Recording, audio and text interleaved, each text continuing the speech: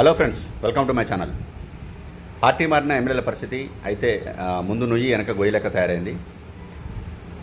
నిన్న ఎమ్మెల్యేలు ప్రకాష్ గౌడ్ కాలేయ ఆదాయాలను బీఆర్ఎస్ తరఫున న్యాయవాదులు క్రాస్ ఎగ్జామినేషన్ చేశారు. దానికి సంబంధించి మీరు కాంగ్రెస్ పార్టీలో చేరకపోతే తెలంగాణ భవన్కు ఒక్కసారి కూడా ఎందుకు రాలేదు, బీఆర్ఎస్ నిర్వహించిన ఆందోళనలో పాల్గొన్నారా, గులాబీ కండవా కప్పుకుంటున్నారా, బీఆర్ఎస్ అధినేత మాజీ సీఎం కేసీఆర్ను ఒకసారైనా కలిశారా, అసెంబ్లీలో బీఆర్ఎస్ ఎమ్మెల్యేలతో కలిసి కూర్చుంటున్నారా అని వారిపై పార్టీ ఫిరాయింపుల ఫిర్యాదు చేసిన డాక్టర్ కల్వకుంట్ల సంజయ్, చింతా ప్రభాకర్ల తరపు న్యాయవాదులు ప్రశ్నించినట్లు సమాచారం.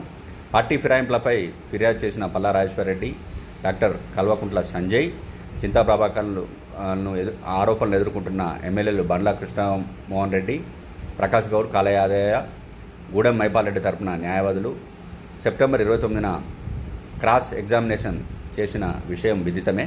తాజాగా బుధవారం అసెంబ్లీ స్పీకర్ సమక్షంలో ఫిరాయింపు నోటీసులు స్వీకరించిన ఎమ్మెల్యేలు, వారిపై ఫిర్యాదు చేసిన బీఆర్ఎస్ ఎమ్మెల్యేల తరపు న్యాయవాదులు క్రాస్ ఎగ్జామినేషన్ ఏర్పాట్లు చేశారు. అయితే ఆ సమయం సరిపోకపోవడంతో ప్రకాష్ గౌడ్ కాలేయ ఆదాయాల విచారణ మాత్రం పూర్తయింది. బండ్ల కృష్ణమోహన్ రెడ్డి, గూడెం మైపాల్ రెడ్డిల క్రాస్ ఎగ్జామినేషన్ ఈ నెల 4న నిర్వహించాలని స్పీకర్ నిర్ణయించారు.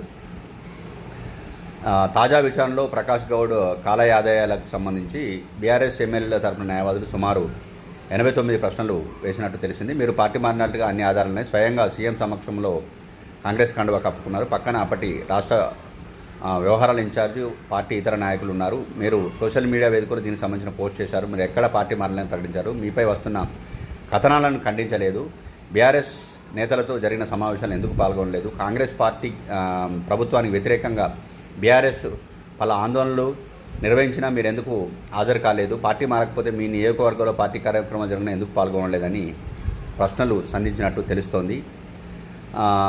తాను